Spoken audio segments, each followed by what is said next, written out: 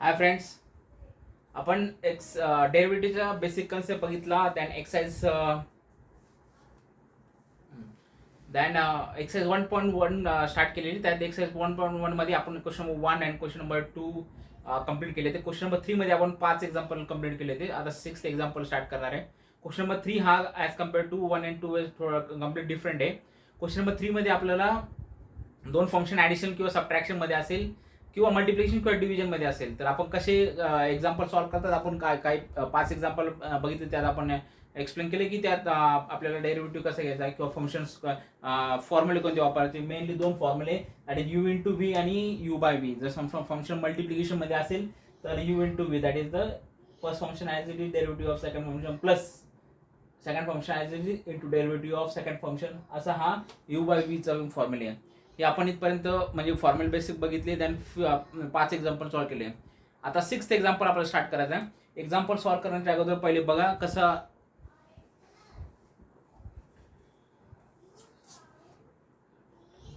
Example solve करण्याच्या अगोदर थोडे एक्झाम्पल म्हणजे अगोदर थोडं बघा, दॅन सॉल्व्ह करण्याचा प्रयत्न करा. जितकी प्रॅक्टिस कराल तितके इझी जाईल. आता फर्स्ट 6 एक्झाम्पल बघू. बोर्डवर मी एक्झाम्पल लिहिलेलं आहे. That is y is equal to root of cos x minus root of cos root x. Okay,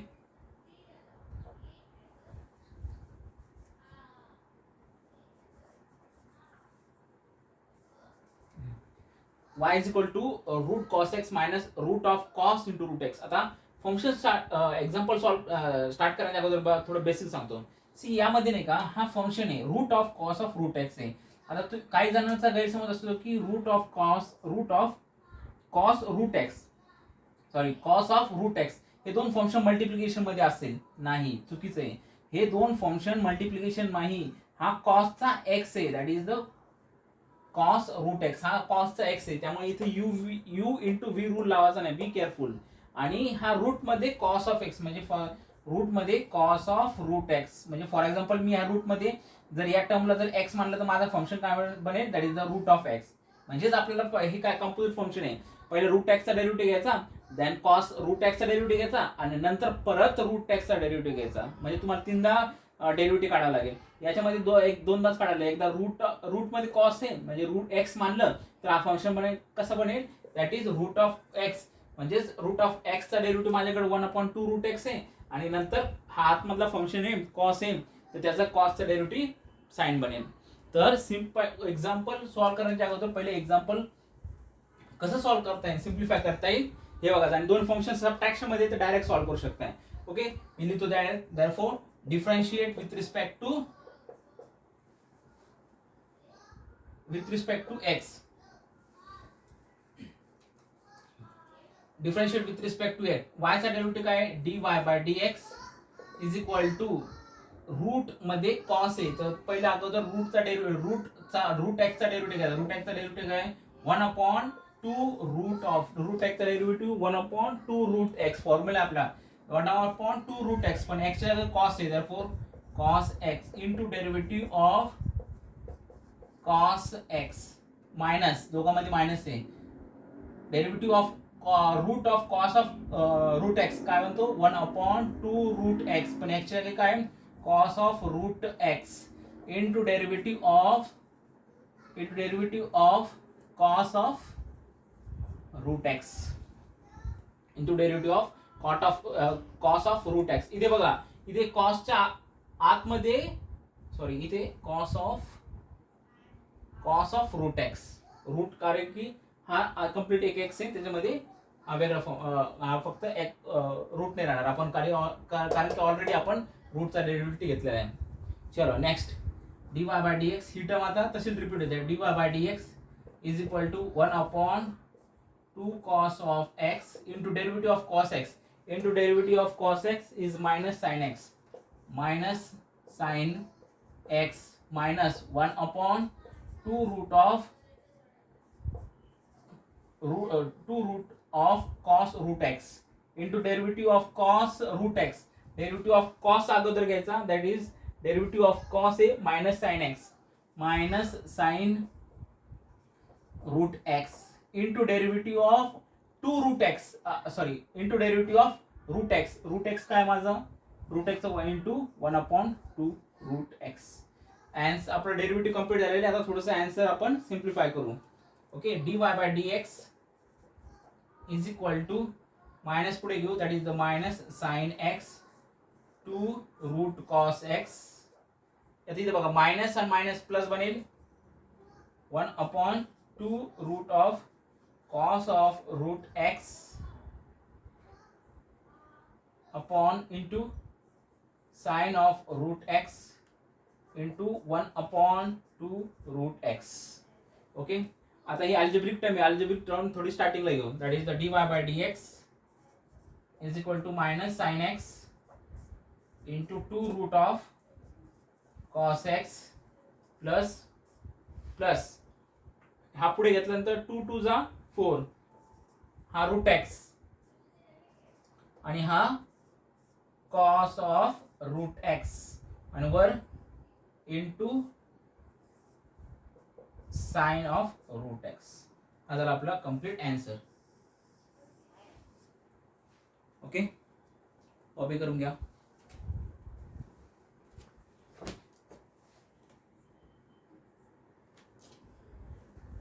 चलो, हा क्वेश्चन नंबर 6 झाला. Question number 7.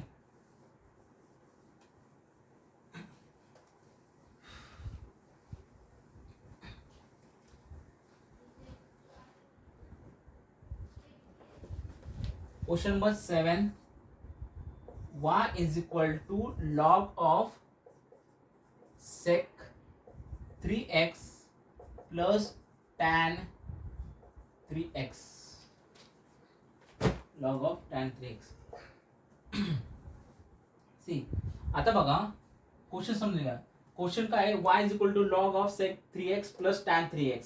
या फंक्शन मध्ये लॉग आहे आणि त्याच्यामध्ये एक फंक्शन आहे किंवा दोन टर्म्स आहे ज्या की ऍडिशन मध्ये. आता दोन लक्षात घ्या, जर बी केअरफुल इथे प्लस किंवा मायनस असेल तर तुम्ही डायरेक्ट लॉगचा डेरिव्हेटिव्ह घेऊ शकताय. ओके, पण जर दोन फंक्शन मल्टिप्लिकेशन असेल तर त्याला वेगळ्या प्रॉपर्टीज येतात. त्यामुळं कन्फ्युजन करू नका. इथे सी, जर हे जर दोन फंक्शन जर वेगळे असेल तर यालाच मी थोडंसं क्वेश्चनला वेगळ्या टाईपचा दुसरा कम्पेअर टू दुसरा क्वेश्चन देतो, जी कन्फ्युजन होणार नाही. y इज इक्वल टू समजा log of sec 3x dot tan of 3x असं असेल तर असं असेल. या दोन फंक्शन मध्ये काय आहे, तुमचा मल्टिप्लिकेशन दोन. याच्यामध्ये काय आहे, ऍडिशन आहे. ऍडिशन असू दे का सबट्रॅक्शन असेल तर तुम्ही याचा डेरिव्हेटिव्ह डायरेक्ट काय घेऊ शकता, लॉगचा डेरिव्हेटिव्ह 1/x आहे म्हणजे 1 हे इंटू टर्म एक कंपोजिट फंक्शन याचा डेरिव्हेटिव्ह घेऊ शकता. पण इथे तुम्ही डायरेक्ट 1/log x घेऊ शकत नाही. हे चुकीचं आहे, कारण की दोन फंक्शन मल्टिप्लिकेशन मध्ये यामध्ये लॉगच्या प्रॉपर्टी यूज होतात. म्हणजे फॉर एक्झाम्पल जर तुम्ही बघितलं असेल लॉगच्या प्रॉपर्टी कोणत्या यूज होणार. आता यापुढे जर मल्टिप्लिकेशन मधले फंक्शन असेल तर ते कसे सॉल्व्ह करायचे ते येणेच. पण सांगतो तुम्हाला, समजा दोन function log of m into n असेल तर is equal to log of m plus log of n ही प्रॉपर्टी यूज करून हे एक्झाम्पल सॉल्व्ह करतात. आता कशी यूज करायची, पुढचे क्वेश्चन नंबर 13 पासून सगळे लॉगचेच एक्झाम्पल आहे, त्यावेळेस बघू आपण. जर दोन फंक्शन मल्टिप्लिकेशन मध्ये असेल आणि लॉग असेल तर ते फंक्शन कसे सॉल्व्ह करायचे. पण कन्फ्युजन करायचं नाही. याला डायरेक्ट तुम्ही डेरिव्हेटिव्ह घेऊ शकता, याला डायरेक्ट डेरिव्हेटिव्ह घ्यायचा नाही, कारण की हे दोन फंक्शन्स मल्टिप्लिकेशन मध्ये. ओके, तर आता बघा हे दोन फंक्शन्स काय मध्ये तुमच्या ऍडिशन मध्ये, तर डायरेक्ट तुम्ही लॉगचा डेरिव्हेटिव्ह घेऊ शकता. Okay, differentiate with respect to x. वायचा derivative dy by dx is equal to log 1 लॉगचा डेरिव्हेटिव्ह काय, लॉगचा डेरिव्हेटिव्ह 1/x. मग x च्या काय ही टर्म आहे माझी, therefore कंप्लीट टर्म ठेवायची, that is sec 3x plus tan x. Okay, into derivative of dy by dx of ही आतमधली complete term, that is the sec 3x plus tan x tan 3x. Okay, ही term complete तशीच repeat होईल, that dy by dx is equal to 1/sec 3x plus tan x. Okay, into derivative of दोन्ही पण functions addition मध्ये direct तुम्ही derivative घेऊ शकता. Derivative of sec 3x म्हणजे पहिलं डेरिव्हेटिव्ह ऑफ sec बघायला लागेल. डेरिव्हेटिव्ह ऑफ sec काय आहे, derivative of sec is sec x tan x, पण x च्या जागी काय आहे 3 आहे, therefore sec 3x into tan 3x बनेल plus derivative of tan 3x. Derivative of tan काय आहे sec स्क्वेअर x आहे पण x ची जागी काय 3x आहे therefore sec square 3x sec square 3x हा झाला तुमचा सेकंडचा डेरिव्हेटिव्ह. ओके तर यामध्ये आपल्याला कॉमन घेता येईल का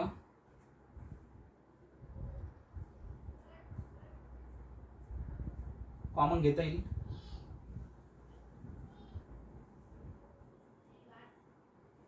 यामध्ये आपल्याला एक sec 3x कॉमन आणि हा इथे sec स्क्वेअर 3x आहे म्हणजे आपल्याला एक यातून कॉमन घेता येईल म्हणजेच काय बनला माझा dy/dx इज इक्वल टू ही टर्म तशी that is sec 3x. Okay एक गडबड आहे आणखी आपण sec 3x घेतला tan 3x घेतला sec 3x घेतला पण डेरिव्हेटिव्ह ऑफ हा 3x आहे याच्यामध्ये तुम्हाला डेरिव्हेटिव्ह ऑफ हा 3x चा पण डेरिव्हेटिव्ह घ्यावा लागेल. ह्या 3x चा डेरिव्हेटिव्ह काय बनेल that is equal to x चा डेरिव्हेटिव्ह 1 आहे therefore हा 3 कॉन्स्टंट आहे therefore 3 राहील therefore मल्टिप्लाइड बाय 3 प्लस इथे पण सेम तसंच therefore sec square 3x into 3 कसा आला डेरिव्हेटिव्ह ऑफ 3x. आता काय सिम्प्लिफाय होतं का काय कॉमन काढता येईल आपल्यामध्ये हा 3 पण कॉमन काढता येईल आणि हा यातला sec 3x काढता येईल एक आणि एक इथेच राहील तर आपल्याला कसं बनेल term that was sec 3x he term तशी tan x मल्टिप्लाइड बाय यातला मी काय कॉमन काढला sec 3x एक काढला आणि हा 3 पण काढला इथे पण 3 आहे हा 3 पण काढला. ओके मग राहिला ब्रॅकेटमध्ये काय sec काढला नाही तर इथं माझा tan राहिला tan 3x प्लस इथे एक sec काढला एक उरला म्हणजे sec 3x. ओके आता बघा sec 3x tan 3x sec 3x plus मध्ये त्याला मी उलट करू शकते. ओके तर मी ही sec आधी टर्म घेतो therefore मी डायरेक्टच म्हणजे काय ही कट होईल. फॉर एक्झाम्पल सी 4 + 5 + 4 दोन्ही पण सेम आहे ना therefore ही टर्म आणि ही टर्म कॅन्सल होते. मग माझ्याकडे राहिलं काय therefore dy/dx is equal to 3 sec 3x हे झालं माझं कम्प्लीट आन्सर क्वेश्चन नंबर 7 चा आन्सर.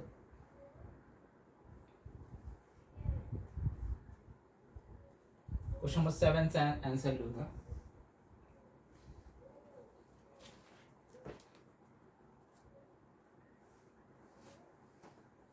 क्वेश्चन नंबर 8 बघू ठीक आहे क्लियर आहे.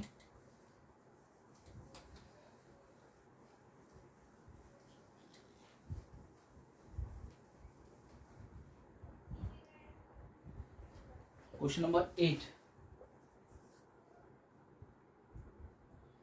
y is equal to 1 plus हा क्वेश्चन थोडासा वर लिहितो मी. Question number 8 y is equal to 1 plus sin x degree 1/1 minus sin x degree. Okay हा क्वेश्चन थोडा डिफरंट आहे. सी काय डिफरंट आहे आधीचे एक्झाम्पल प्रत्येक एक्झाम्पल मध्ये हा डिग्री नव्हता degree.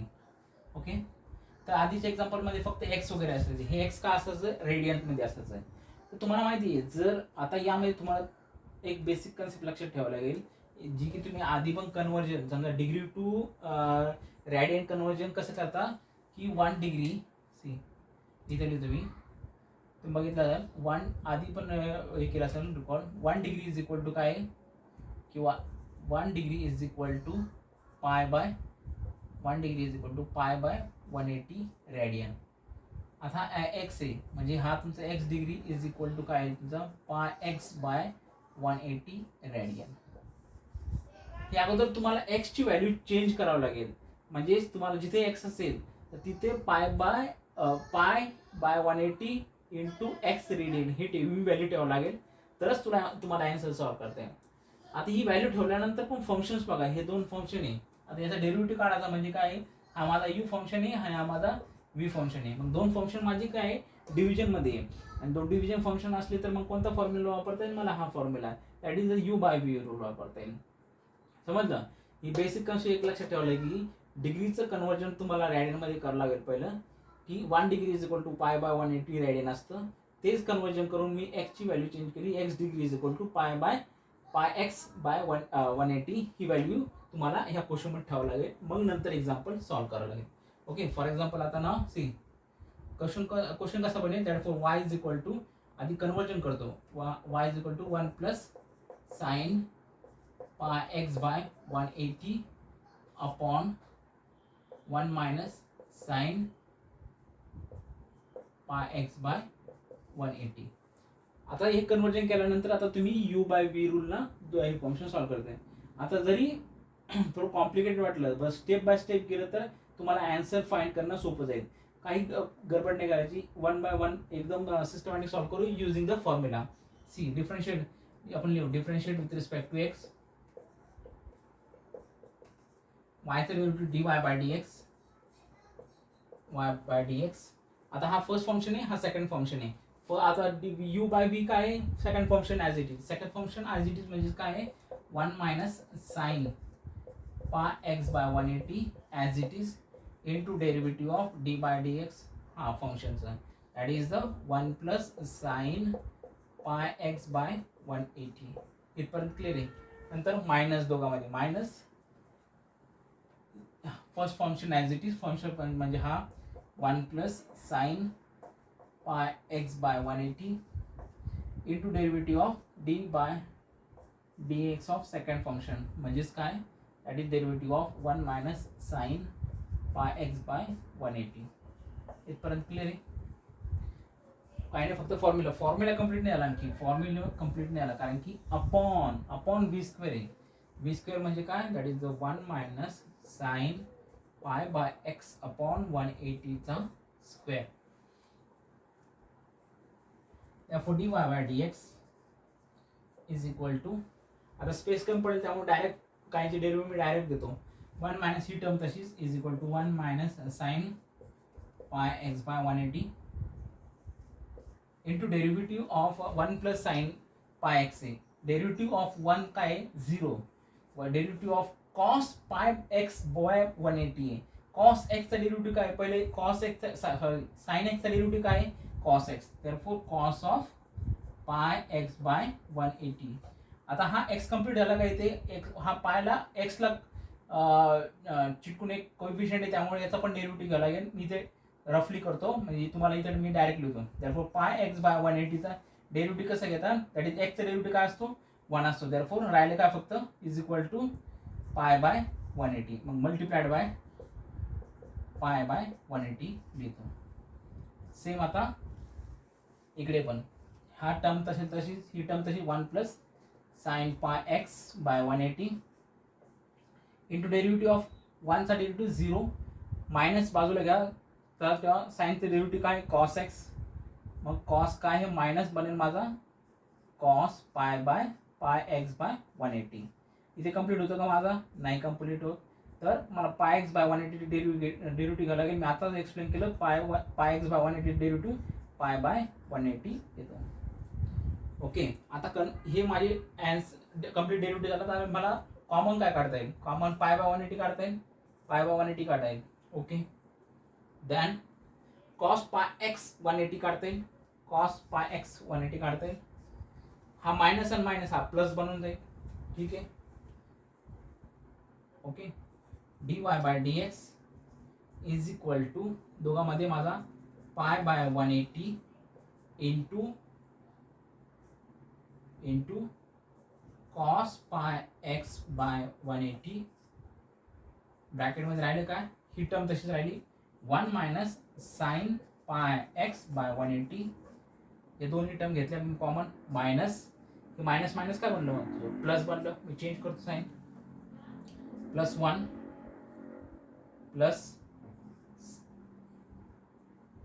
Plus sine pi x by 180. हे तर दोन्ही कॉमन घेतलेले मी. आता इथे बघा minus sine pi x by 180 आणि plus sine pi x by 180. म्हणजे हे मायनस आणि हे प्लस म्हणजे डायरेक्ट कॅन्सल झालं. फक्त राहिलं ब्रॅकेटमध्ये काय 1 + 1 2 राहिला. अपॉनची टर्म विसरू नका. इथे पण अपॉनची टर्म आपण विसरलोय. इथे पण अपॉनची टर्म विसरलोय आपण. अपॉन ही टर्म तशी तशी लिहू आपण. थोडंसं रब करतोय.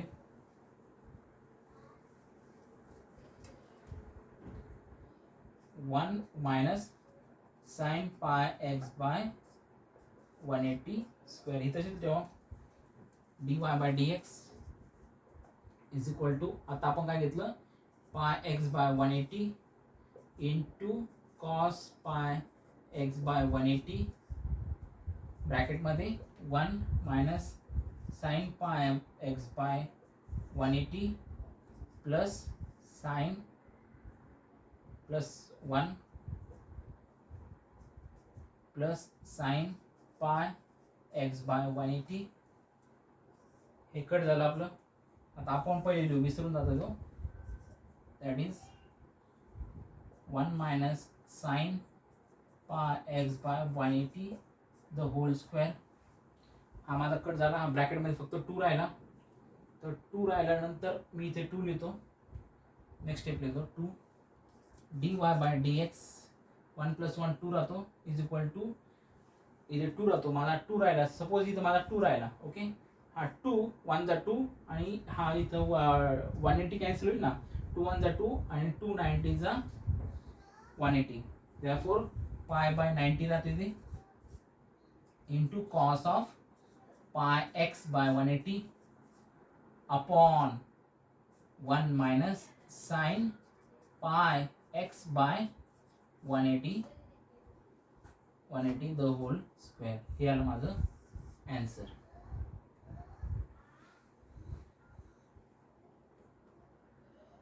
कॉपी करून घ्या. Pi by 90.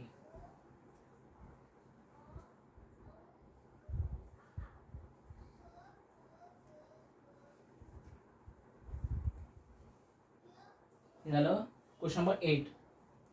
Question number 8.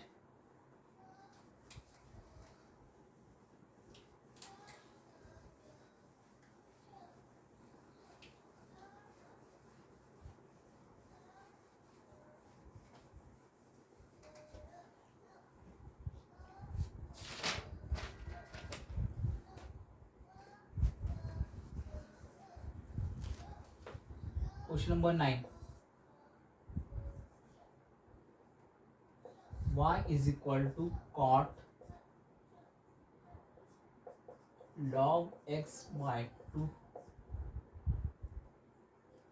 minus log of cot x by 2.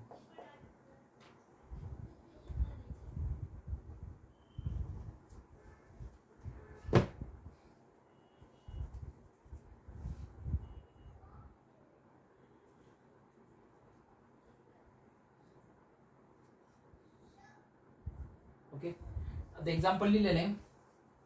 तर 2 फंक्शन्स बघितले तर तुम्ही 2 फंक्शन्स आता माझे हे डायरेक्ट सबट्रॅक्शन मध्ये, त्यामुळं सी इथे पण गडबड करू नका. हा 2 फंक्शन्स u इंटू v नाही आहे.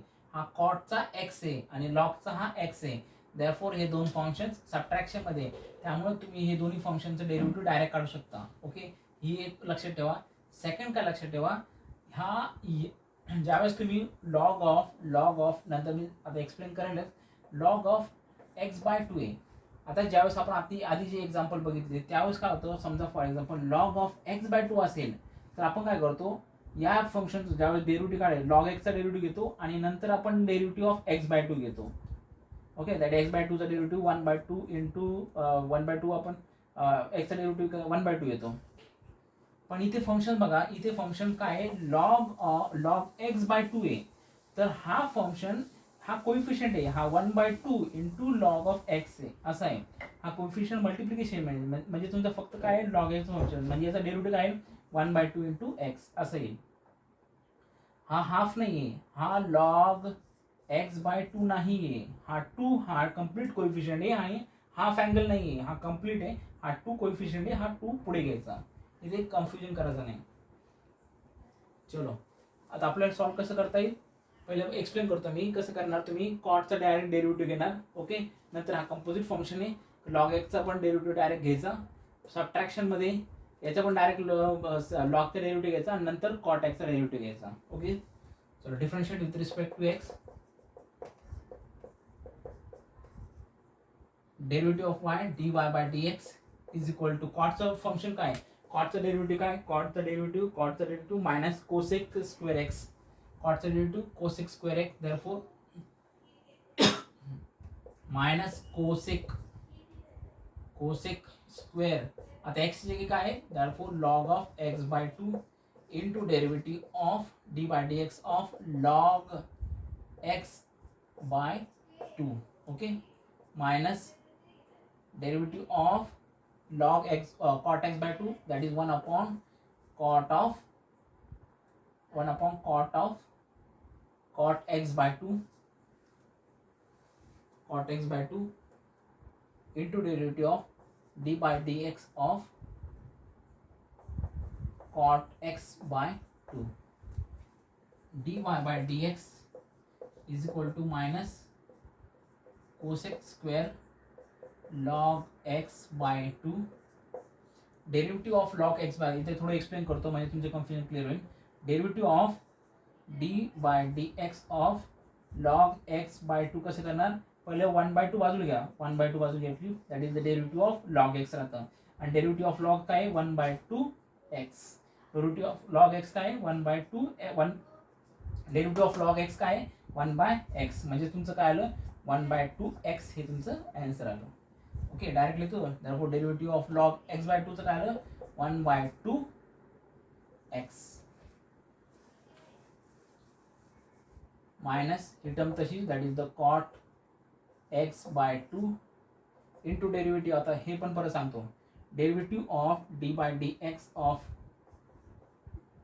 कॉट x बाय 2, हा 2 कोइफिशियंट मध्ये म्हणजे मी पुढे घेऊ शकतोय, that is 1/2 derivative of dx of cot तुम्हाला कॉट एक्सचं डेरिव्हेटिव्ह फाइंड करायचं आणि 1/2 into derivative of cot x काय, cot x minus that is minus cosec square x, okay, minus cosec. Direct आता व्हॅल्यू लिहितो, हां इथे एक्सप्लेन केलेलं आहे, डायरेक्ट व्हॅल्यू लिहितो.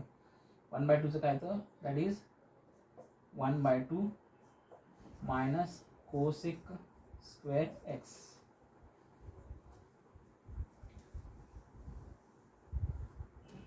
आणि इथे बघा सिम्प्लिफाय कसं करता, डेरिव्हेटिव्ह आपलं कंप्लीट झालं, सिम्प्लिफाय कसं करता येईल. C 1 upon cot upon something आहे, म्हणजे फॉर एक्झाम्पल तुमची जर समजा 1 अपॉन जर एक्स अपॉन वाय असेल तर ही डिनॉमिनेटरमध्ये, हे डिनॉमिनेटर असल्यामुळे हा कंप्लीट तुमचा वर जाईल, ओके. मग हा तुमचा कसं बनेल वाय अपॉन एक्स बनेल.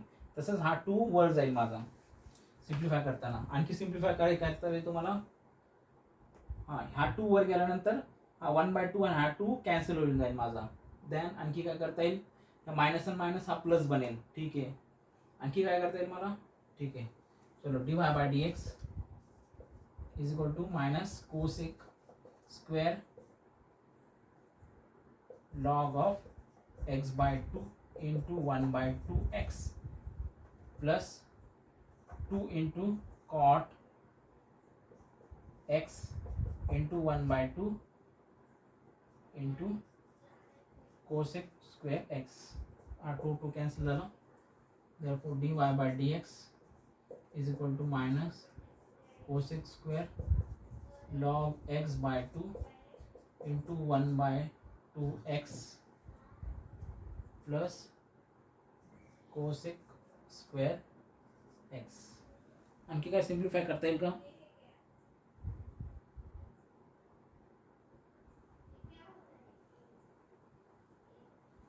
सिम्प्लिफाय करता येईल का, हां इथे कॉट राहिला ना, कॉट एक्स. आणखी काही सिम्प्लिफाय करता येईल का, ठीक आहे. झालं माझं आन्सर, ओके. हे कट झालं, हे कॉट तास कोसेक.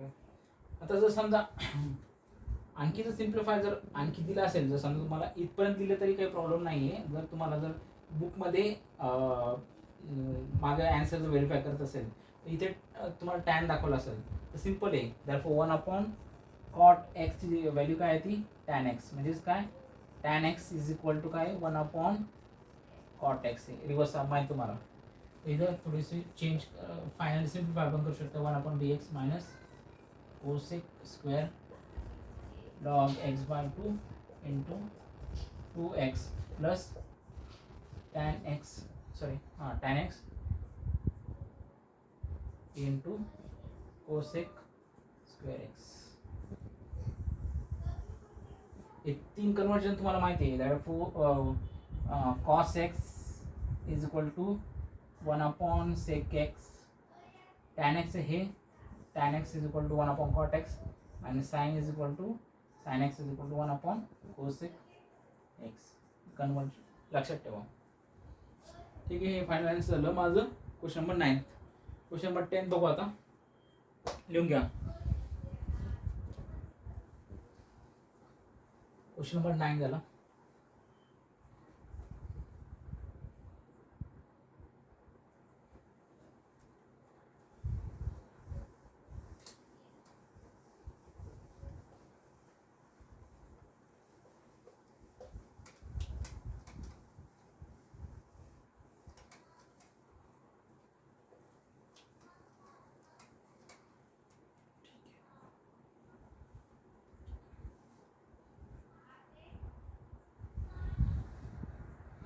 ठीक आहे, क्वेश्चन नंबर 10 पासून आपण क्वेश्चन नंबर 10 नंतर घेतो कारण बॅटरी लो झालेली आहे मोबाईलची.